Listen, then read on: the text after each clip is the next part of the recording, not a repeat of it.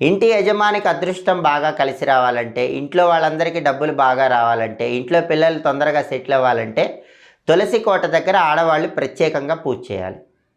ప్రతిరోజు తులసి కోట దగ్గర దీపం పెడితే చాలా మంచిది. కుదరకపోతే ప్రతి శుక్రవారం అయినా తులసి కోట దగ్గర దీపం పెట్టాలి.